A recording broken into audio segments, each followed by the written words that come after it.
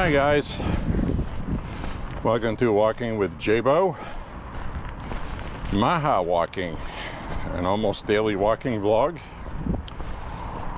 Did not walk yesterday. It was very windy. Very windy. Also chilly. It was cold. It was in the 30s. So I don't walk in the wind. It was a little windy the day before that as well, but I did walk. It wasn't too bad. Yesterday though was very windy. We also had 3 inches of snow, which quickly melted, like I told you it would. And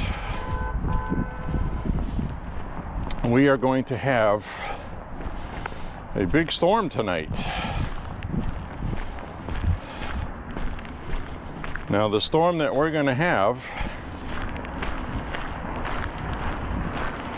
it's going to be all rain, thankfully. It is going to be about 1.5 inches of rain.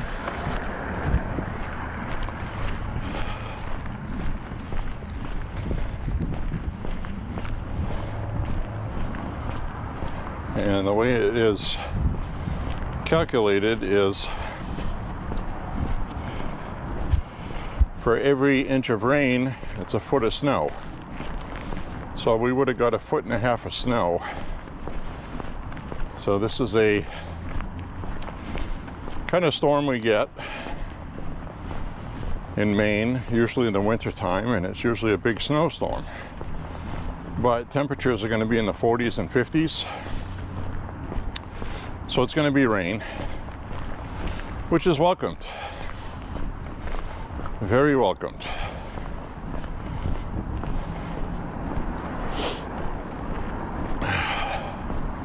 So needless to say, probably not going to be walking tomorrow. It's going to rain all day, and you've walked with me in the rain before, but this is going to be very windy, high winds, and I'm not going to walk in that.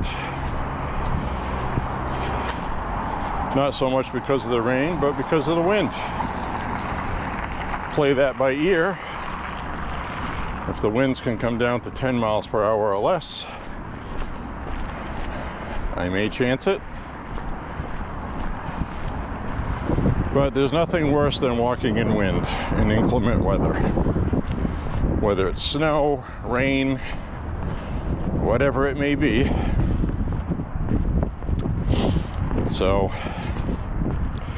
anyways, my friends, I have you strapped on my chest today. So we're not going to do a selfie.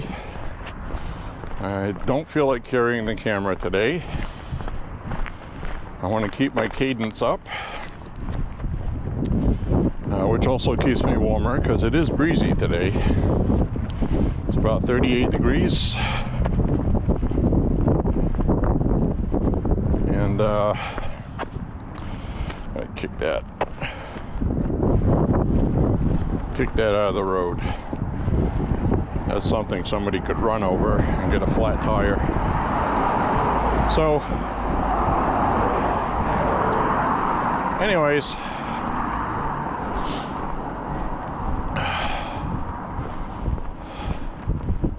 it's that time of year. The Midwest, and especially in the northern plains, they're anticipating huge snow, which I think they may be getting today, I think. I could be wrong on that. I don't really follow it because I don't live there, you know what I mean? But I do know they're expecting some parts 30 inches of snow in very cold temperatures. So, absolutely crazy.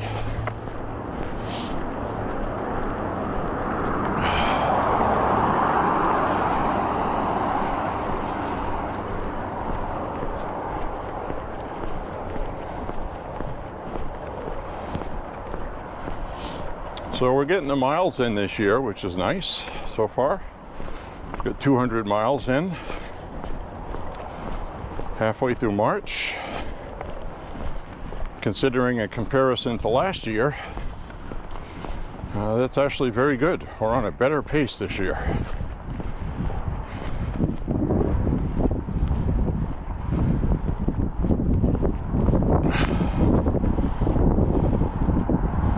I don't anticipate very much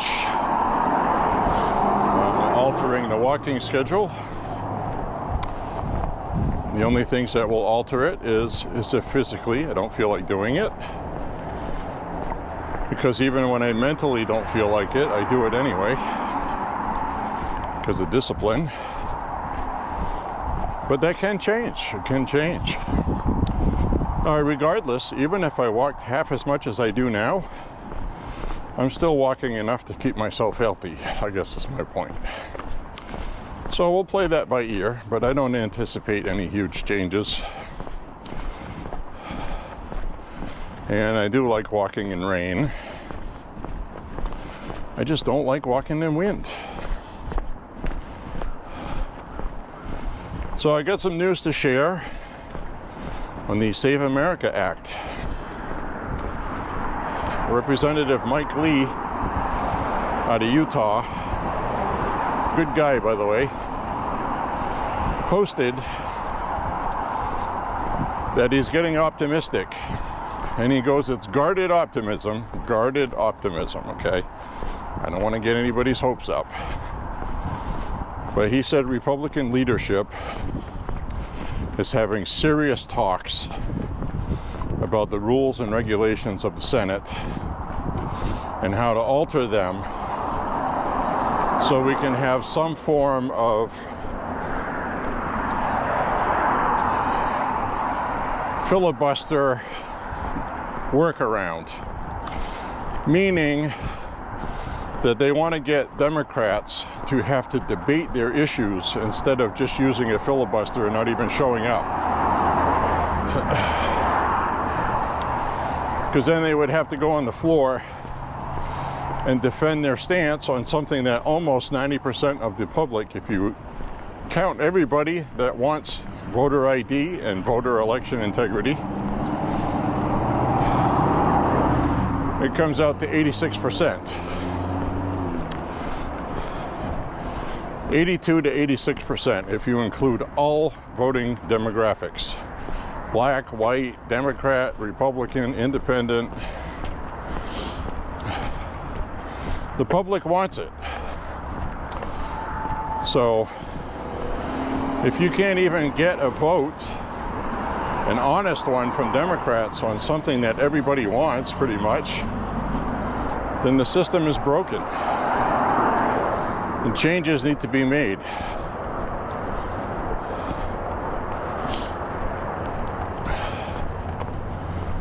So we're going to see where this goes, but right now it's looking better than it did yesterday. I'm telling you that right now. And it's pressure. It's pressure from us, pressure from Trump, pressure on the Republican leadership. Because now people are starting to talk about replacing John Thune, and John Thune doesn't want to be replaced. And the other thing is, House Republicans in the lower chamber are threatening to boycott and not pass any legislation until the Senate gets the Save America Act passed. So now they're starting to feel a lot of pressure. You got midterms coming up. It's an election year. And the last thing Republicans want is angry voters.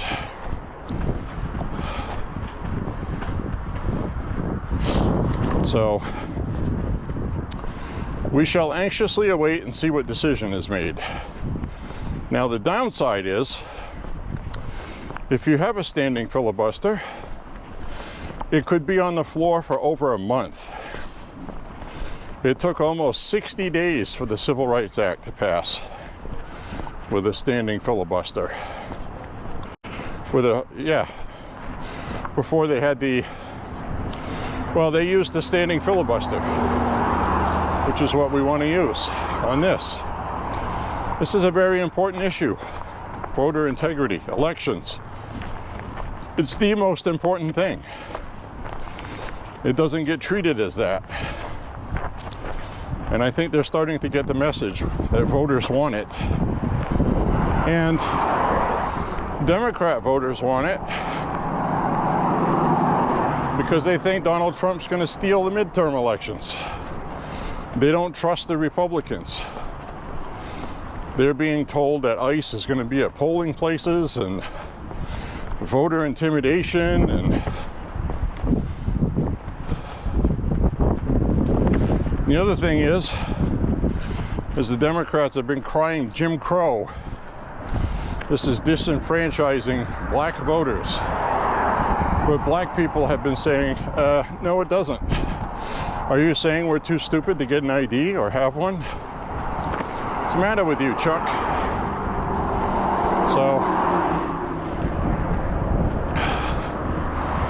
Democrats are using the same playbook, just like with this DHS shutdown. I'm seeing the usual useful idiots on the internet. Republicans have the House, they have the Senate, they have the White House. This isn't the Democrat fault. You understand what a filibuster is? Last time I knew, we did not have 60 Republican senators. Cannot pass anything without Democrats.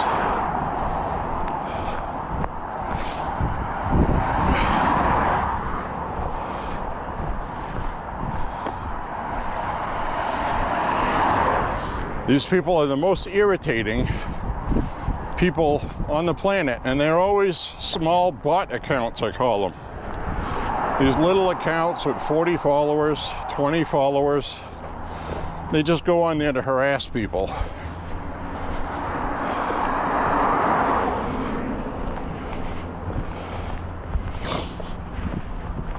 Bots,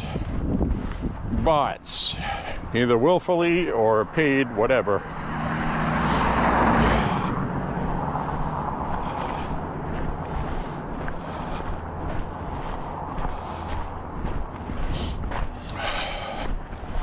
Anyways, my friends, the Save America Act, it's got new life breathed into it. And remember, use guarded optimism. Guarded optimism. Something I don't do on my walks is I do not get people's hopes up. I'm not looking for clicks. I'm not monetized. It'd be a lot easier for me to get more viewers if I came on here really ranting like a lunatic every time I walked. People gravitate towards that. They love it. But that's not me. It's not how I am. Sometimes I get upset and I express it. You've heard me do that. And then I'll end up apologizing for it. But I don't center everything around that. And I'm glad I don't.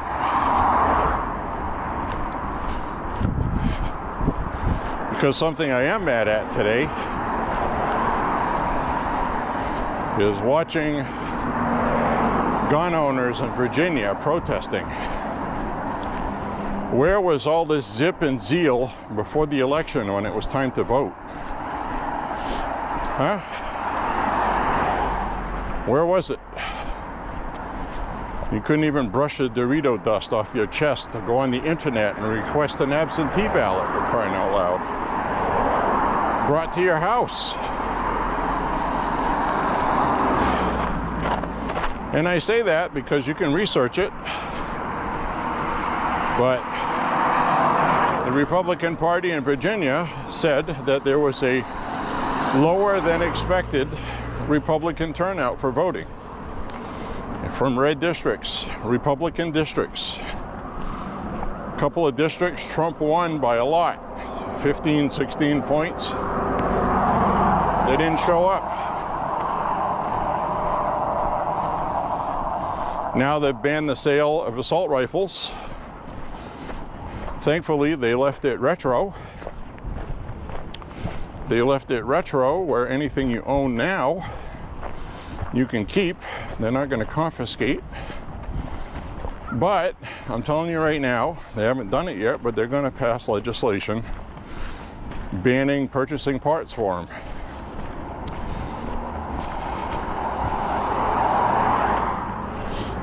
So you got that to look forward to. They banned, quote, high capacity magazines, 30 round magazines. 20 round magazines are high capacity in Virginia now. You're only allowed 10.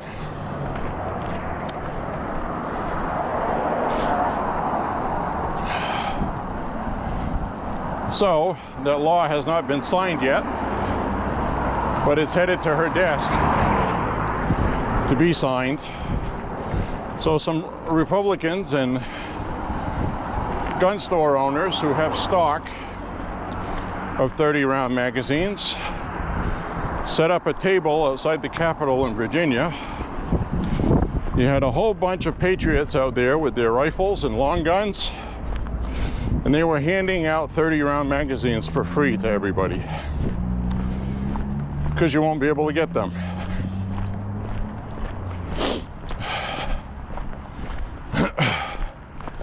That's all fine and good.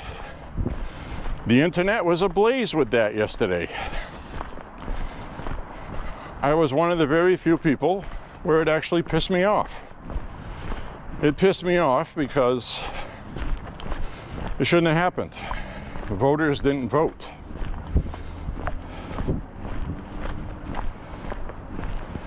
Showing up and protesting afterwards doesn't do anything. You needed to show up and protest with your vote, and you did not show up. Now, I'm not saying everybody didn't show up. Obviously, people that were Republican voted. So when you say something like that on the internet, on YouTube, or on social media, the first thing you get is a very basic first reply. Quote, they cheated, unquote. They cheat in elections.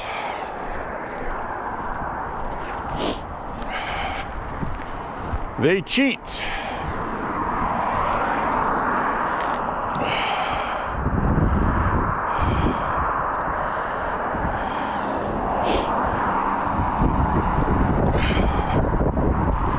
Well, I'm going to tell you something. They do cheat. I do believe that. But they did not steal the Virginia election. Republicans that stayed home and didn't vote handed the election to Democrats. It's a big difference. They didn't have to steal it. It was given to them for free, with no effort.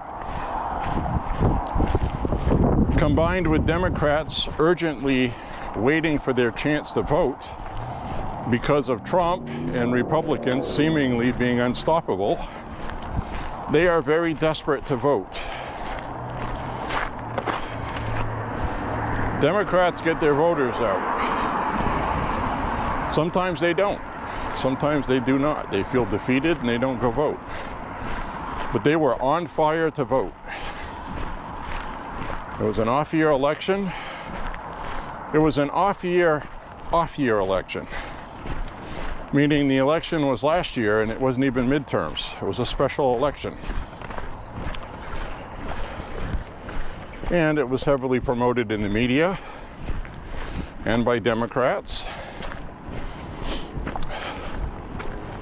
So they pushed the Spanberger is a moderate.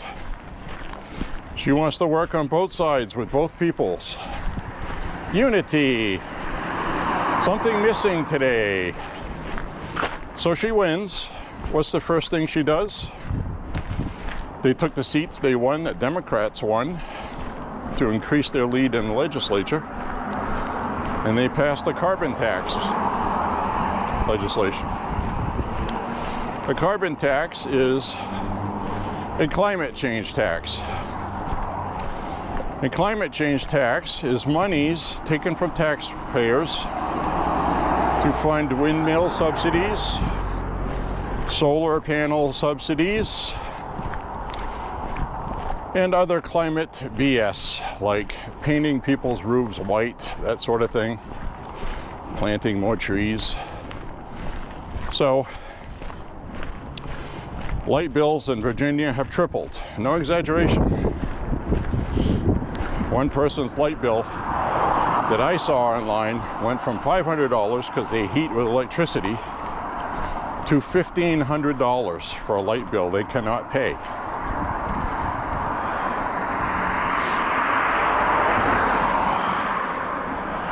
So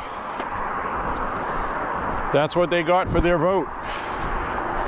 These stupid, dumbass Democrat voters were so excited to vote for her, they crawled to the polls to vote, or voted by mail. And guess what? The people that voted for her just had their light bills tripled, when affordability is what they were angry about. And that is how stupid and ill-informed Democrat voters are.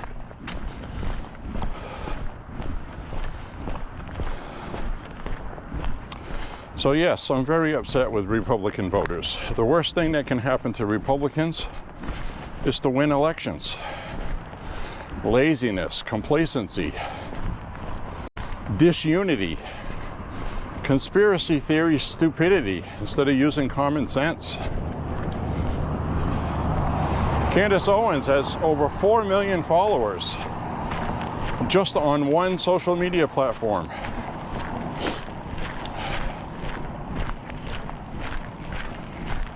How does that happen? She's been a grifter her whole entire career. I used to like her at first, but then I realized, okay, she got her start with Prager. Well, she got her first start from a small independent news outlet owned by a Jewish person. Then she started hanging out with Ben Shapiro. Then, after she got fired from the Daily Caller, which Ben Shapiro owns, and has earned him $50 million or more, by the way, in profit, she went, after being fired from there, because of her anti-Jewish rhetoric, she went to Prager University. Or vice versa. She might have been at Prager first. But that's another Jewish-owned entity. So all of these Jews have promoted her, and now she is anti-Israel, anti-Jew, anti-everything. And she's getting all of the anti-Semitic people to follow her. She's getting the Democrats that hate Trump. She's getting the Republicans that don't like Trump and hate Jews. She's getting independents that hate Jews and don't like Trump. And she's making a fortune. She is making so much money right now, it's embarrassing. So, needless to say, I've completely boycotted her for 3-4 years now, a couple of years anyway. And, well, there you have it. That's called grifting. Without these Jews, she would be nobody, a nobody. So, I really absolutely cannot stand anti-Semitism. I hate racism. I hate bigotry. And I'm never going to be about any of that, guys. So anyway, that's what I wanted to talk about today for that. Republicans that don't go vote. I told you I was going to start promoting Republicans voting. Every election. You got to vote for every election, even if it's just a small, meaningless school budget election. Oh, it doesn't affect me. I rent an apartment. Well, it does. Property taxes go up. Your landlord has to pay an increased property tax. Carbon tax. Your rent's going to go up because now your landlord has to pay more if they provide heat. So it all affects you, all of it. So when you look at things that, oh, it just affects homeowners, no, it doesn't. It does not.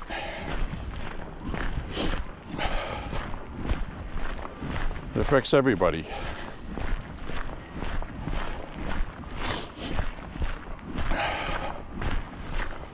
So there you have it, guys. That's just my opinion on it. We need to focus on getting people to vote nicely without insulting them. Now I come on here and I say, oh, you lazy mother bleep. Well, you know, don't say that to people in person. But just run over the facts. You know, if you stay home and you don't vote, the price of your stuff's going to go up and you're going to lose things you care about. It's a common sense message. People get it. They'll actually nod when you say it. But they're still not going to go vote. Oh, I don't feel like doing that. And as Thomas Jefferson said, you deserve the government you voted for. And if you didn't vote, that's also a vote. You chose not to participate. That's your vote. That's another thing I see on the internet. Oh, Republicans aren't getting things passed. I'm so frustrated, I'm not going to vote in midterms. Why should I? They don't do what I want them to do. I mean, are you dumb? Are you stupid? What kind of idiot says that? I don't get what I want, so I'm just going to quit. I'm going to take my ball and go home. I mean, what are you, stupid?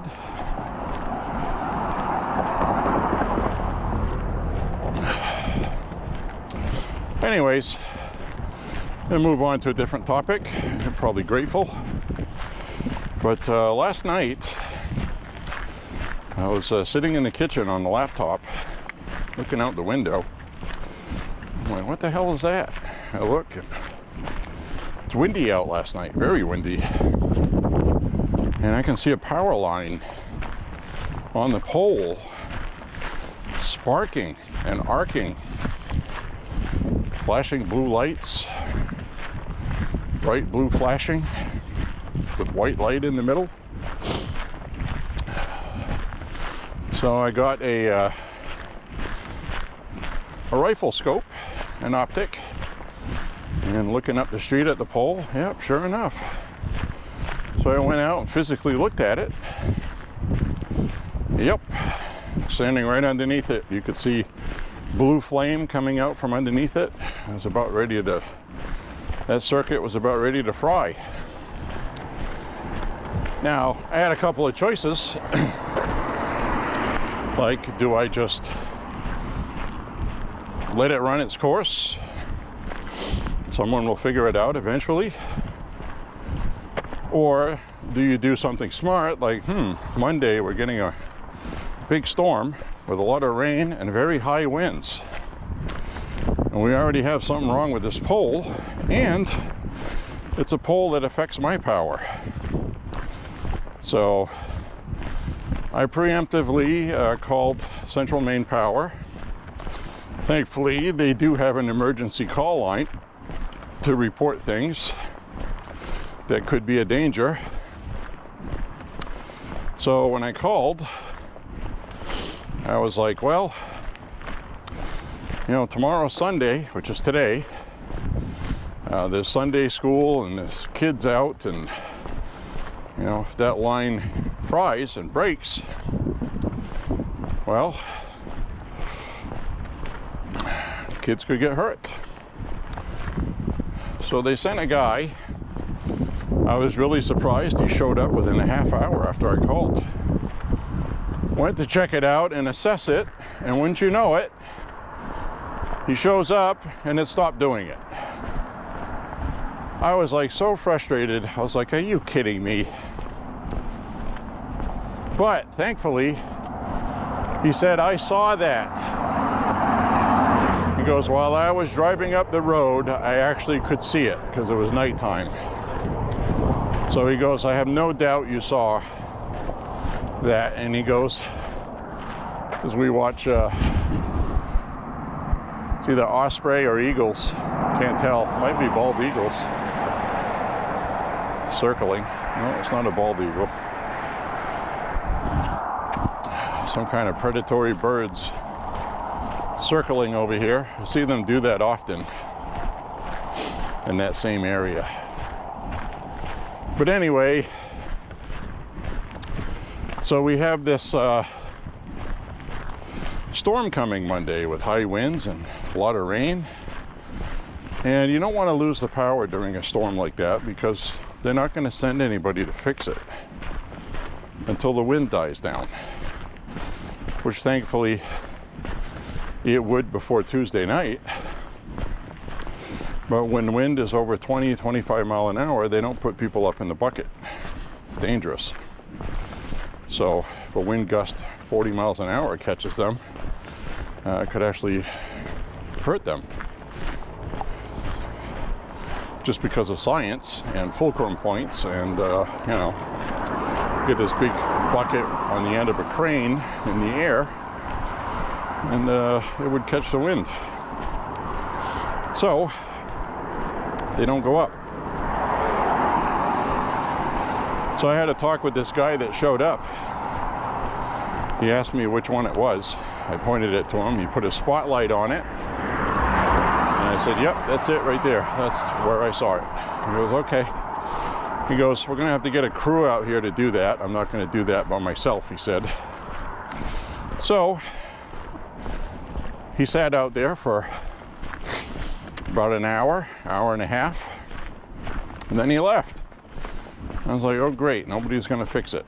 But as soon as he left, the crew showed up to fix it, and they did. So I thought that was really cool. They actually did something. Not the workers, those guys are awesome. I'm talking about the office, you know what I mean? Customer service. They actually did something, and they had a real person to talk to, that I didn't have to wait in line. So they fixed it, and what was interesting is I was watching out the window. He had this long pokey stick kind of thing. He jabbed that circuit a couple times with it, and that thing started sparking, arcing, and for him that was like, yep, that's the problem. So it was sparking like crazy after he did that. He made it worse. So that was ready to go. So he used his stick that he had, which I'm guessing is some kind of special non-conductive stick with line gloves. And he cut the cable that was feeding the power to it instead of turning the power off to fix it. So I don't know how they do that stuff. But I could see that he did that. Or there's something you can cut the power off on the pole. It doesn't affect customers, or it didn't affect me. But power never flooded, flickered, nothing, never went out. But they fixed the problem in about 20 minutes. Then they left. So I feel like I did something good because of the storm we're gonna get. We have had a couple of winters. One winter we had a couple of storms. High winds like that. They said we were going to get 20 mile an hour winds with 40 mile an hour gusts. We ended up getting 70 mile an hour gusts. And we ended up not having power for 5 days, 6 days. The first time, and about three and a half, 4 days the second time, towards the end of that winter. That's that one where I have recorded those overturned trees out in the woods. Many trees were felled, almost all pines. Very low root system. They don't root very deeply, they spread outward. And that wind flips them over. Like that pine tree right there outside that greenhouse. You notice how they have 2 propane tanks, liquid propane. And they get 2 pine trees on their property. Now that survived those 2 storms, which is nice, but if you get a storm with wind from a different direction than those last 2, those don't root very deeply at all. And if that ground right there is all saturated, the tree just lifts right up, falls over. And you get those 2 propane tanks there. Imagine the damage and mess that would cause. Not to mention risk of fire and explosion. So we had our big giant pine trees torn down years ago. It was an investment and it was expensive, but we haven't had to deal with that. And all of those pine trees were right up alongside the house. So those trees fall over, it's going to crush the house. I have no idea why people would plant those. Really don't. Plant a maple tree, you know, plant an oak, something that can withstand most weather situations. And even then, maple's not guaranteed either. We had a microburst and half of a neighbor's maple tree broke off and damaged our property pretty badly, actually. Their insurance paid for it, but anyway, things to think about if you live in some volatile places that have windstorms, snowstorms, blizzards, the weight of ice on trees, snow on trees, combined with wind. So, we're in the springtime right now. All this ground right here is soft. You sink in when you walk on it. So the ground is wet and saturated from melting snow. Now we're going to get high winds. So it's the same as the ground getting soaked with rain that led to trees pulling up. So we're going to see. We're going to see what happens. We'll see what happens.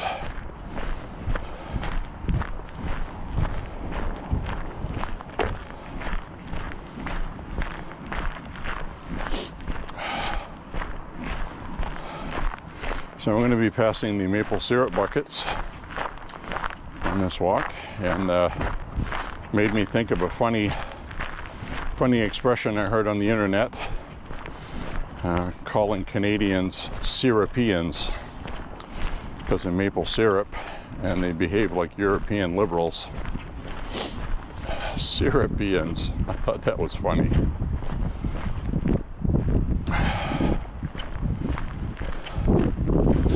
So on the way back today, I got to stop at the grocery store. I'm going to pick up a 12-pack of sparkling water. I want to pick up a bag of onions, and I want to pick up some bananas. Bananas, really good for you, and they're not expensive. Very cheap. You can eat them routinely and it doesn't cost you anything. You get 2 pounds of it for like $1.50. You know? Oh, pound and a half. Pound and a half of bananas is a lot of bananas. Make no mistake.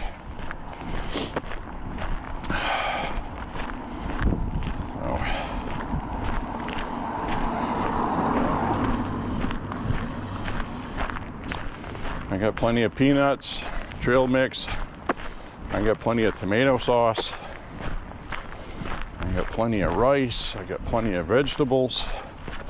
I got a lot of chicken, beef. So I'm good in the meat department. Now, I gotta admit, I have taken potatoes out of my diet. Why? Because it's easy to gain weight with potatoes. Not because of the potatoes, but I like to cook them in oil. I don't, I mean, I like baked potatoes, but they take a while to cook. And you know, then you got to put stuff on it that you like to eat, and the stuff you put on it is fattening. Whether you put melted butter on them, cream cheese, whatever. It's like you go through all the trouble of baking it because it's better for you, and then you go ahead and do that. So kind of negates it, I guess is my point. Now I do cook with olive oil, which is much better, but at the end of the day, a calorie is a calorie is a calorie. While olive oil is good for your heart and valves and stuff, it's still caloric. And potatoes are a carbohydrate that's got a lot of calories too. So it's also very rich in potassium, fiber and stuff like that. That's always good. But so, I mean, I love fried potatoes. Can eat that every day, and that's my problem. Metering something like that is difficult for me. I'd rather just not get it. So I'm gonna get some onions and I'll fry them sons of bitches, because that's always good every day also, and it's not fattening like potatoes. It's not high in calories. So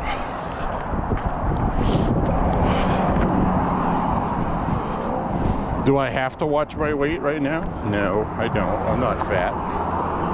I know that, but I don't want to get fat either. And that's something that I do very well and easily. And I'm sure you can relate to that. So now you can see there's a little bit of snow from the snow we just got that they just plowed, like in front of that driveway. You can see a strip that they plowed. Not much of it left. We only got like 3 inches, but it's been cold, so it's still there. And after tomorrow, none of this snow you're looking at is going to be here. None of it. So the reason why we're going to get a flood warning and flash floods is because not only are we going to get 1.5 inches of rain, but it's going to melt all of this other water that's still frozen, all of this. And it's literally going to have a trickle-down effect from the mountains, which are not too far from here. And we are going to get, besides the 1.5 inches of water, probably get another 1/2 inch or more of snow melt. So this is going to be very wet, as we see our ducks out here. That duck right there that's brown is almost ready to molt into its adult plumage. Now we get somebody running here. I'll give them room.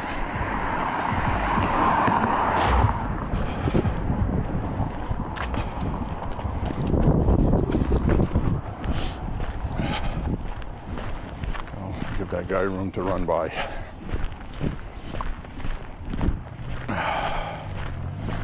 So anyways, my friends,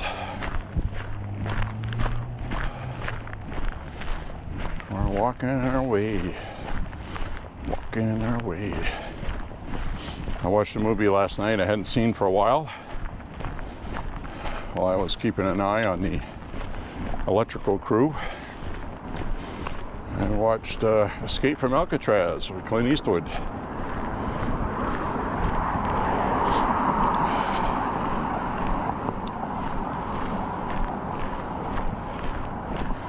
I know my younger brother saw that in the theater because I remember him telling me about it. And I don't remember if I went to go see it after or not. I don't think I did.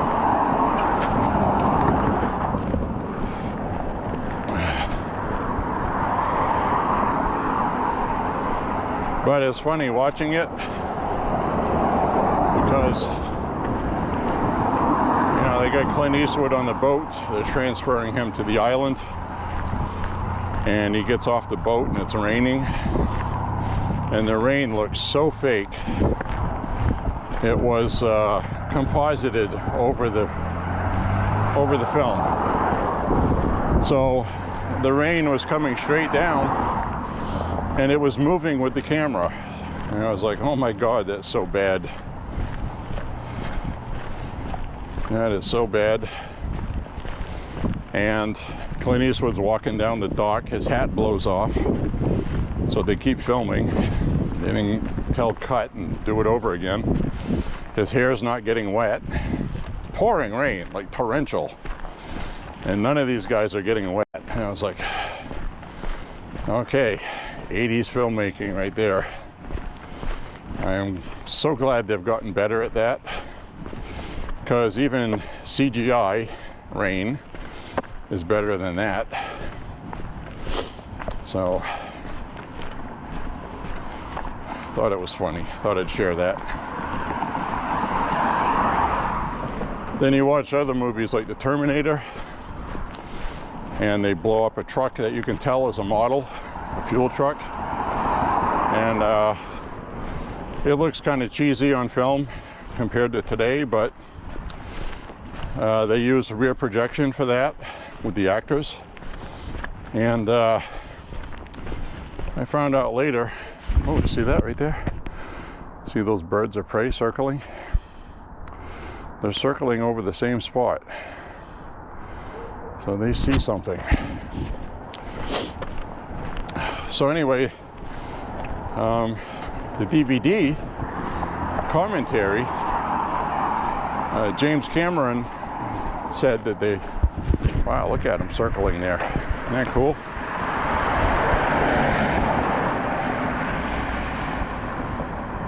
There's like 8, 9, 10 of them, I count.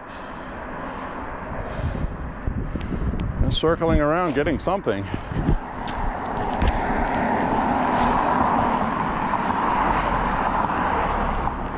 They circle for a reason. Look at that.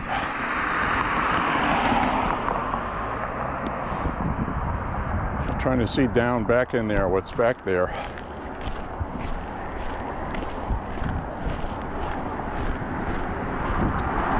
Very interesting. So anyway, James Cameron was on the Terminator commentary. If you watch it with the commentary, those are definitely not eagles. They're hawks, it looks like. Some kind of bird of prey in Maine. They're not osprey, they don't have white necks. Look at them. Look at them all.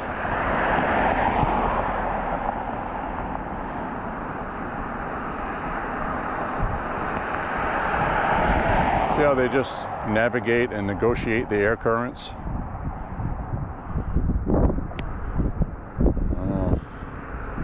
Chicken hawks.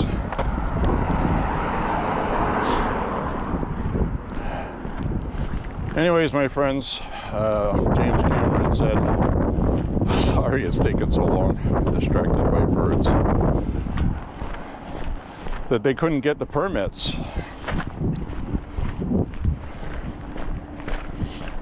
They wanted to blow up an actual fuel truck with pyrotechnics, partially full, and they couldn't get the permit to do it. Fire hazard. I mean, understandable, right? But nowadays they could actually re-edit that and insert an entire AI sequence there, CGI, and it would look pretty realistic, more realistic than what they have. Then you have the film purist get mad at him like they did George Lucas for messing with Star Wars.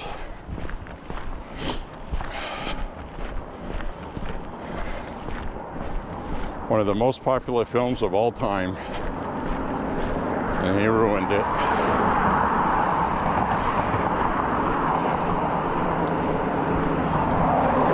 Because what you should do is, if you're going to do anything like that, you should offer the original versions just as nice and pristine looking, and people can choose what they want to watch. That's what I liked about the Star Trek Blu-ray box. You have both versions of the episodes, the fixed ones and the old ones like they aired, with the fuzzy, terrible special effects. So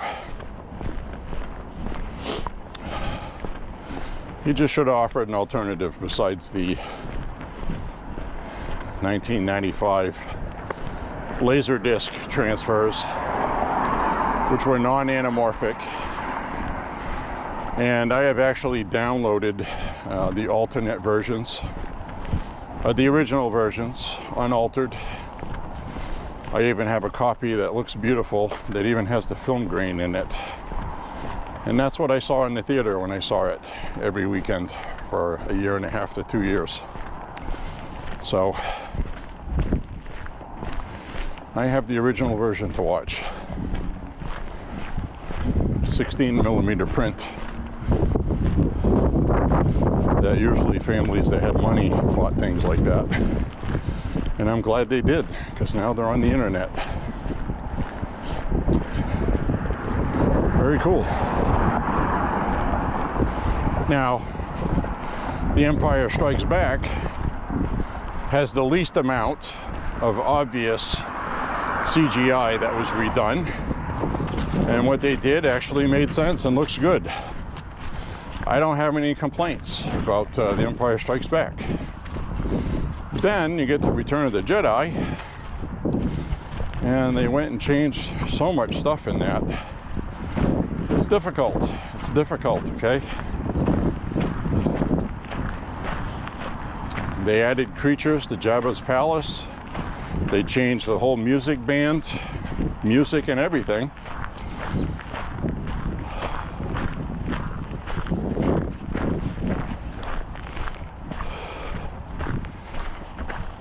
And to top it off, on the first Star Wars film, with the deleted scene with Jabba the Hutt, who originally was a fat guy in a fur coat, didn't even look like Jabba the Hutt that we know now. That scene was cut out, and that was CGI'd so badly in the first version of that, in 97, 98, with the new CGI that they were using.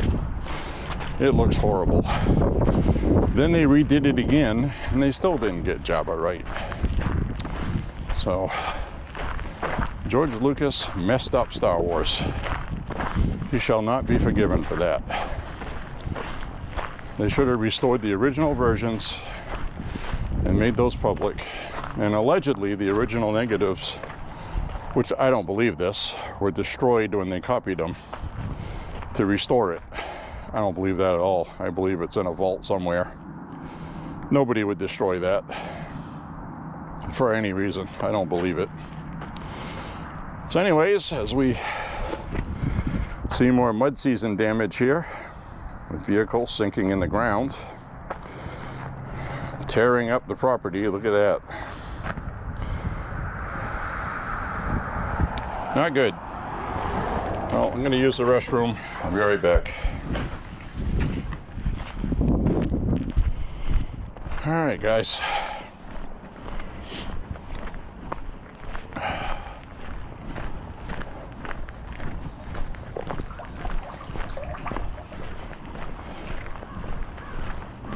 Car.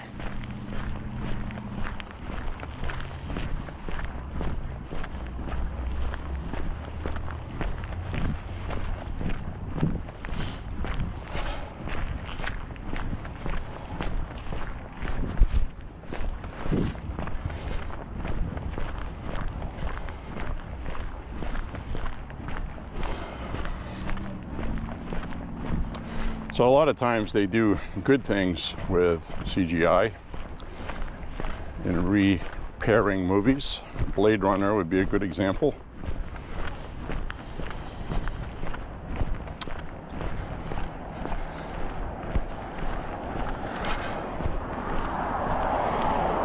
There's a scene in Blade Runner where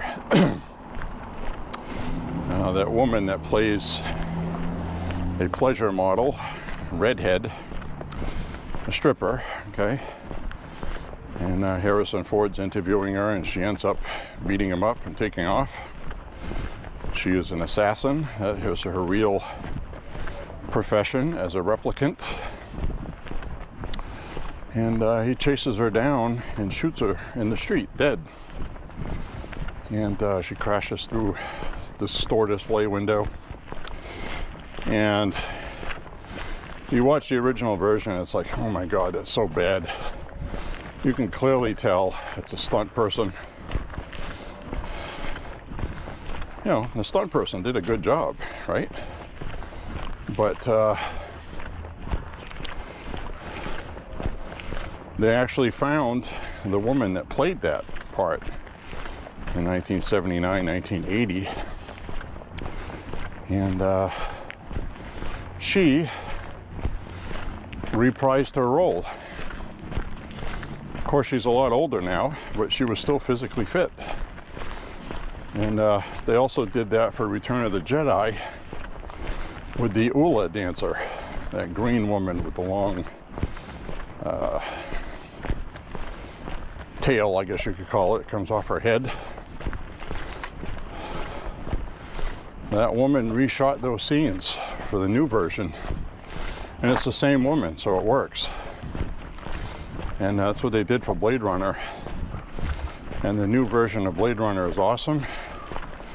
There were other mistakes made in editing where there's one part of the building when he's outside of the building scaling the ledge.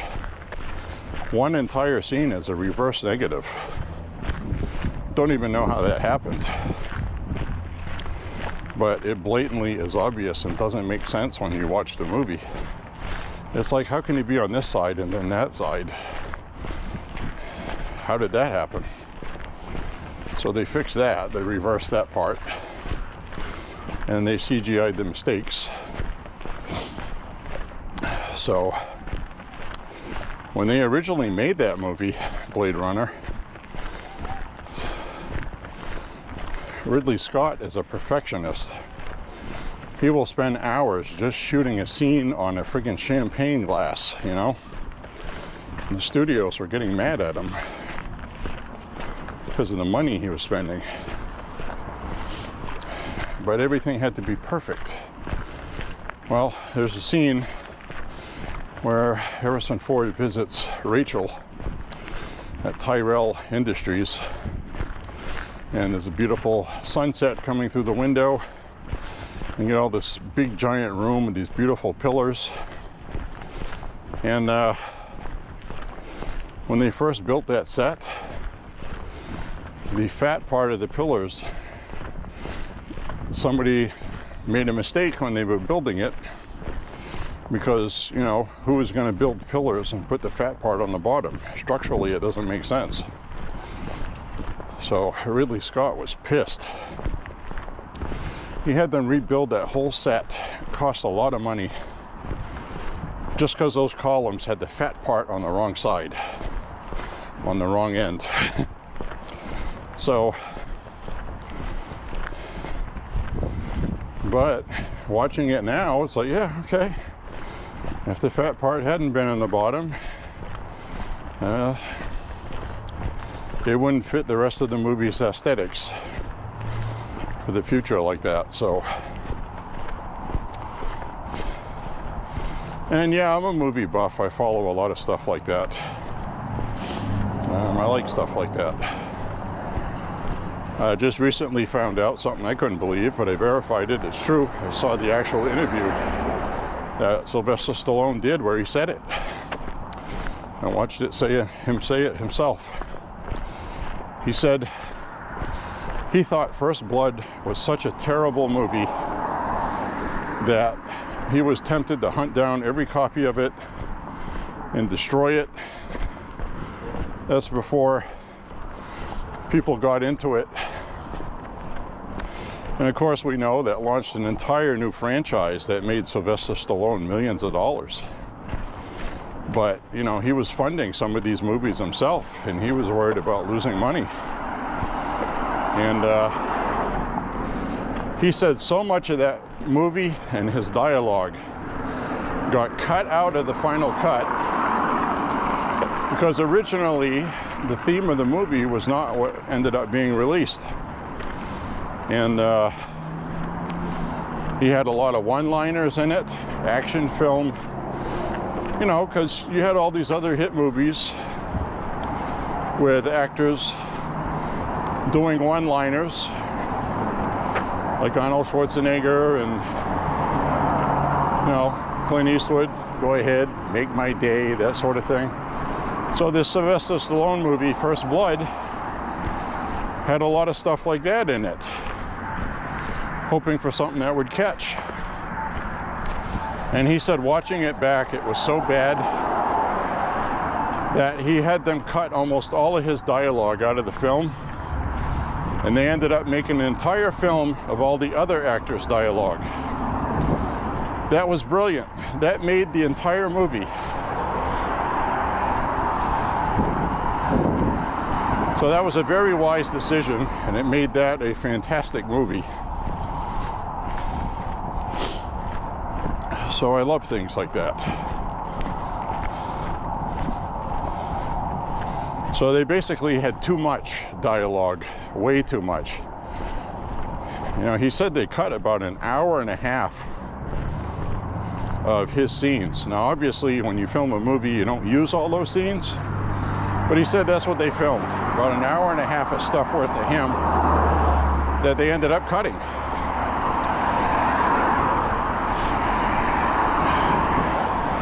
Pretty cool, huh?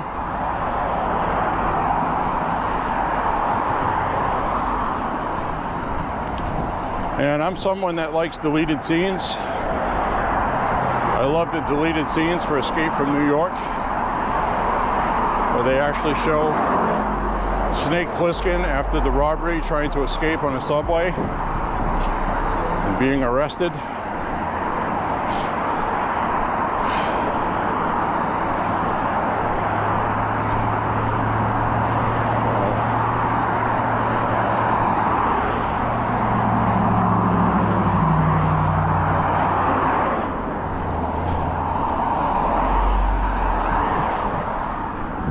So one of the guys that he got arrested with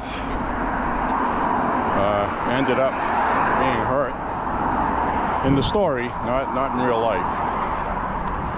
But Snake Plissken references that later.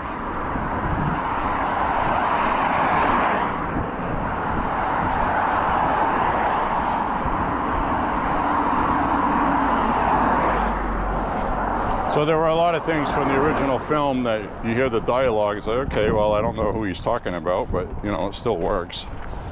But if you watch the deleted scenes, you know who it is, because the person he's talking about is in the deleted scenes.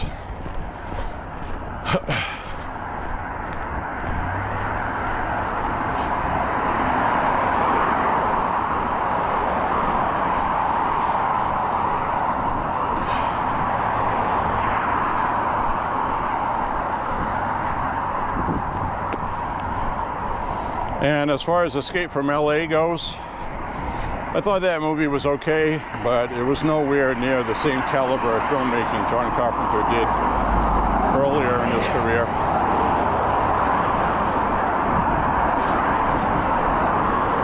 Some of the special effects were a little hokey, and actually a lot of them were. Everything from the hang gliding scene to the surfing scene.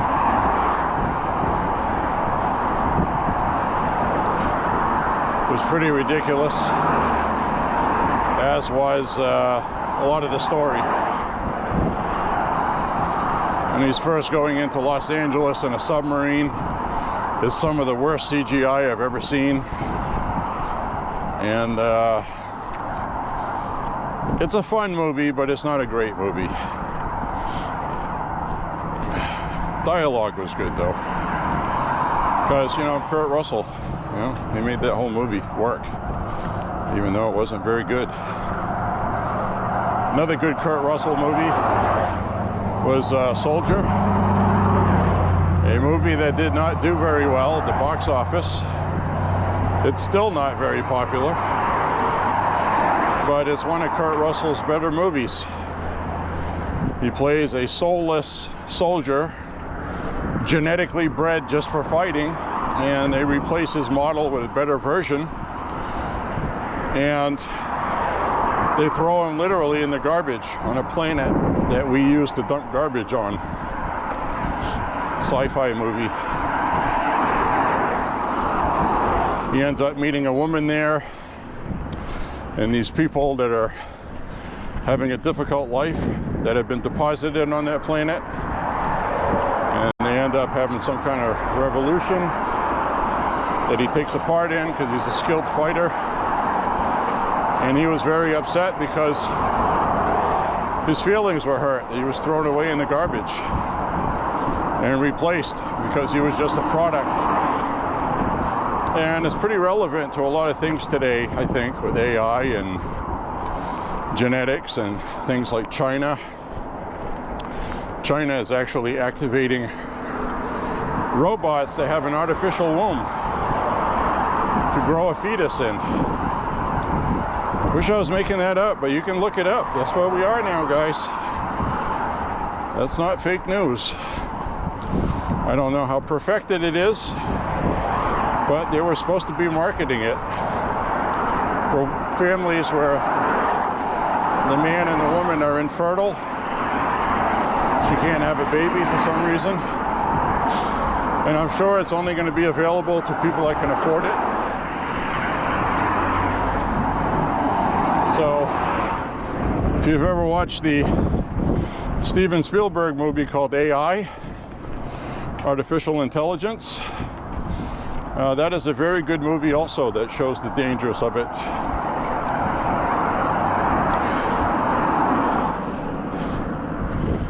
It ends up leading to man's demise. We have an ice age. Man is extinct. No more people. The whole entire planet is iced over. Now, presumably that's because of climate change. I don't think it really specifies. But we ended up getting rid of ourselves through that sort of thing, basically. So that's another good AI movie to watch or go back and visit. First time I saw that, I had a very difficult time with the ending. Very difficult. My mom had died a few years before, and I was watching that, and this little robot boy, whose mother threw him away, she drove him in the middle of nowhere and left him there. And he's a robot, but because of AI, he didn't understand why his mother abandoned him. He spent his whole existence looking for his mother. It's a big part of the movie. And then in the future, because he ends up being submerged in a submarine and locked underwater for hundreds, maybe 1,000 years, the aliens find him and take him out and activate him again. And it's explained to him that humans are gone, everybody's gone. His mother has been long gone. Of course, he's sad about this because he spent all of his time trying to find his mother. So the alien says we did have a DNA from a strand or two of hair. Unfortunately, the technology we have, you can only have your mother for 24 hours. And she's not going to know anything about what happened. It'll be like she's your mom, and you can enjoy her for a day to say goodbye. And then after that, we cannot replicate it. And then he ends up meeting his mother. And he finally is told what he wanted to hear from his mother, that she loved him. And that scene right there broke me down unexpectedly. Didn't expect it, and I just started bawling. So that was obviously something pent up in me, because when my mother died, the night before she died, I gave her a kiss and said I love her, and she said I love you too. That was the last thing she ever said to me. So that was a very emotional thing for me, and that's what good movie making is supposed to do. It wasn't filled with a whole bunch of woke bullshit. It was just a good story. So anyway, I just thought I'd share that with you. I don't think I've ever talked about that. I may have, though. Not in the context with that movie, but And ironically, the last thing my father said to me was the same thing. That was a tough one, because I had just told the doctors it was okay to end his life. Very tough decision. So they stopped the antibiotics for the pneumonia because he was aspirating his own food because of strokes. And he held my hand and patted my hand 3-4 times and said, "I love you too," when I said goodbye to him. And I knew that was going to be the last time I talked to him. And that was tough also, because I didn't want him to know that. I didn't want him to be afraid. I told him I'd see him tomorrow. I'll come over, we'll have dinner, which I did.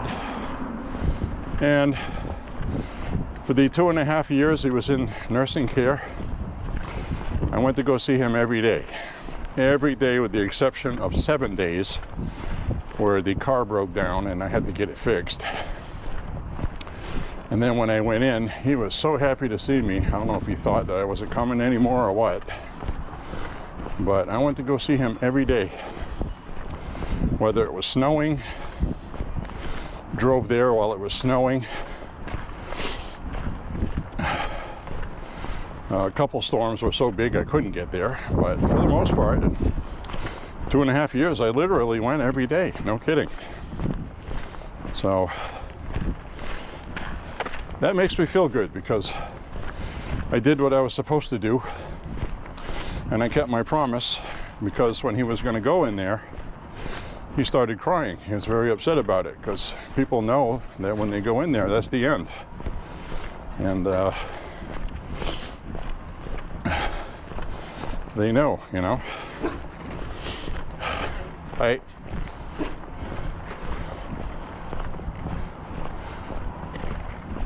So anyway, and when my dad died, I was holding his hand. So that's the way it should be, and that's why you have a different understanding of things, especially seeing people you care about die, of how natural a part of life it is, and how important God is to me. And I know the end is not the end. And that's comforting, because I've seen things I can't explain. One thing I saw in person was not long before my dad died, something like a half hour. The cat in the nursing home knew my dad was going to die. Cats know that. I don't know how they know that, but they can sense it. People have written about it. Cats are really something else. Anyway, the cat knew that he was going to die, and the cat jumped up on the bed, purring, rubbing all over my dad's feet, and it had never done that before. Then they told me that cat does that when somebody is going to go. They know. And sure enough, he went. Really something amazing. Another thing I saw with my dad was he had had a partial stroke, and I knew things were starting to get bad. And this was maybe a month or two before he finally passed. But so he was for like a week and a half. I really wasn't able to talk to him. He didn't pay attention to me being there. You know, I thought, well, okay, we're past this point now. Then he's sitting there, they got him leaned up in bed. All of a sudden his eyes open and he sits straight up. Hi, don't scare me like that. Don't do that. So he sat straight up in bed, and his eyes opened, and he looked in the corner of the room with a big, huge smile on his face. I had not seen him smile like that in a long time. And he was looking at something. Don't know what it was. Can't even begin to guess. But I know what I saw. Now you can sit there and say, well, the blood clot broke up. That part of his brain started getting blood again. And whatever expression he showed doesn't mean anything. But I knew him. He saw something. Now, was he hallucinating? He never hallucinated before. He didn't hallucinate after. So, don't know what he saw.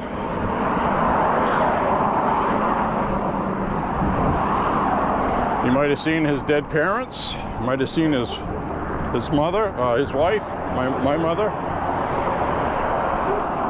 It's okay, doggy, it's okay. So, to me, it seemed like he saw something. That's all I'm saying. Call me kooky if you want to. That's okay. Anyway, I'm not going to do a selfie today. Just because I got this camera strapped on my chest. I have my backpack over that. And I got to go to the grocery store on the way home. So I think you can live one walk without seeing my damn face. At least I hope so. If you like me that much, then you have serious issues.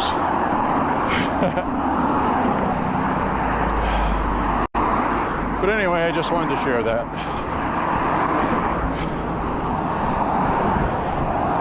Now I'll go home after I get some stuff I need. And we shall see what happens with the weather tonight. I'm supposed to get a little bit of snow early evening. Not much of anything. Then it's going to stop until about 5 a.m. and it's going to be all rain. It's going to be almost 50 degrees in the morning. So it's going to warm up as the night goes on. And the wind's going to pick up. Tomorrow evening, mostly. So a lot of the rain is going to fall before the wind starts. But towards the end of it, the wind is going to kick in as the storm goes off the ocean. Rotation of it brings water and wind.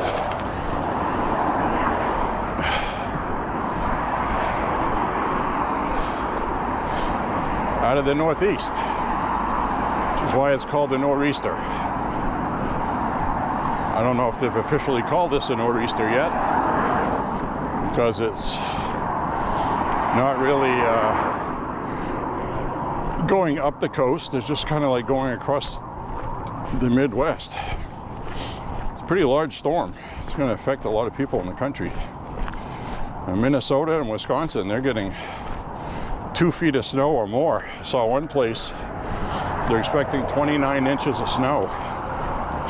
And it's going to be very cold. Places like North Dakota too, Bismarck, notorious for blizzards. So that is some serious snow, guys. So say a prayer for our fellow Americans. I'm just getting rain, thankfully. Don't anticipate too many problems other than whatever wind can cause, which is always a concern in Maine especially. So anyways, my friends, we're going to head on up, cut through the parking lot of the store. I'll end my recording with you. Probably leave the camera on while I'm shopping, just for giggles. Maybe I'll see something funny. And I'll do like everybody else and edit it and put it on the internet so we can laugh at somebody else. Yeah.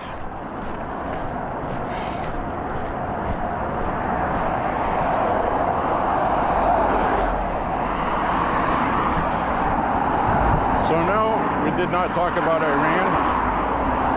So I'm just going to say real quick with regard to Iran, Democrats and the media are doing everything possible to make it look like we're losing. And they're having a difficult time doing that because we're not. So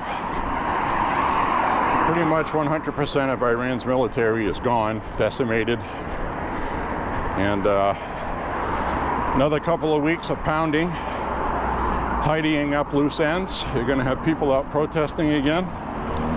Big news from today. There's a building in Tehran that got bombed. That is supposedly the place where the internet is being blocked for the citizens. And hopefully that will allow the internet to open to the citizens of Iran. Now they will be informed, they'll know what's going on, what the rest of the world thinks of everything, and they'll be able to see Europeans being the little pansies they are.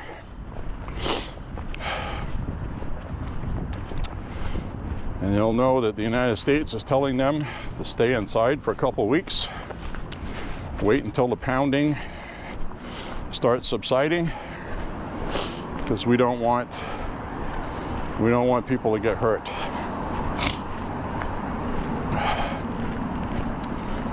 So,